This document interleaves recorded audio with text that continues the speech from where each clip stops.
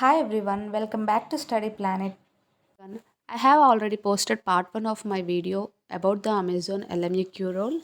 In that video, I shared what happens from entering the Amazon office to exiting, including how I got the visitor pass and submitted my resume to the HR team. If you haven't watched that yet, please check it out first. Now, in this part 2 video, I will talk about what happened after that, especially the questions asked during the HR round. This video mainly focus on the exact questions that were asked during my interview. So, if you are preparing for the Amazon LMAQ interview, this will really help you. After we submitted our resumes to the HR team, we were asked to sit near their interview cabins.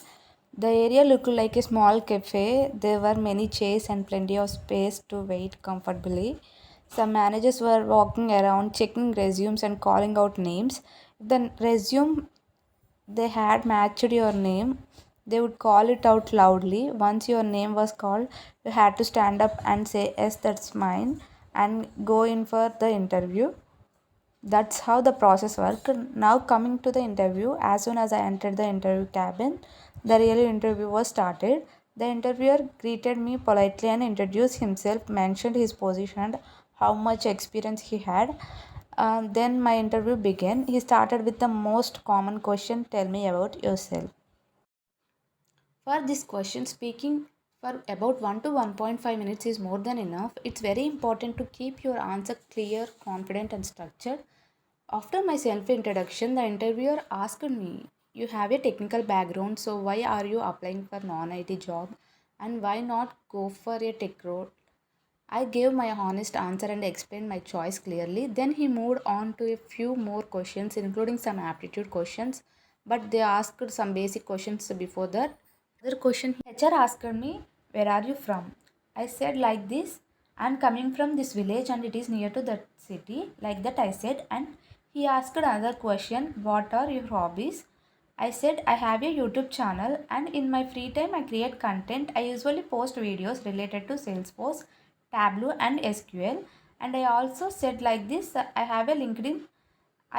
In my free time I post my projects and tasks in LinkedIn related to academics and I search for new job opportunities in LinkedIn. These are my hobbies." Like that I said. And he asked me about YouTube channel name. I said it was Study Planet. And he asked me, "Why did you choose a common name like Study Planet? You should pick something more unique or creative," he said. I replied that actually, when I started, I didn't know much about YouTube. I just created the channel in a rush. Later, I realized it would have been better to choose a unique name, but now I have grown attached to it and I still like it, the Study Planet, so I will keep that name.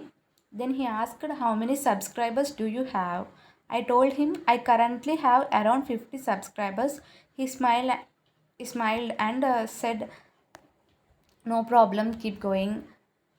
After that, he asked me, "Can you share a situation where you handle a task with responsibility and achieve good results?" I answered using STAR method.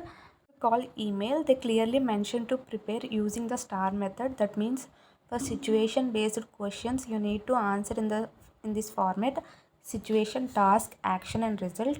Basically, you need to explain a real life story in clear, short, and structured way, like a 1 minute story with what happened, what you did, and what the result was. All these things helped me during my interview. The interviewer gave me three basic aptitude questions one by one. I asked, "Can I use pen and paper?" He said, "Yes, sure." The first question was a simple profit and loss question.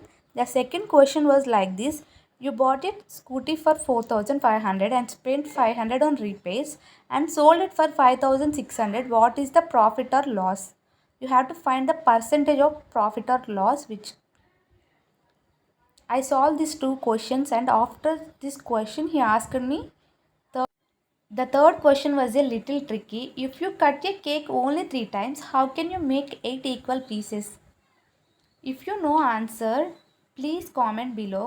After these all questions, after my round, the interviewer said, "Okay, you can leave now. The interview is done. Thank you."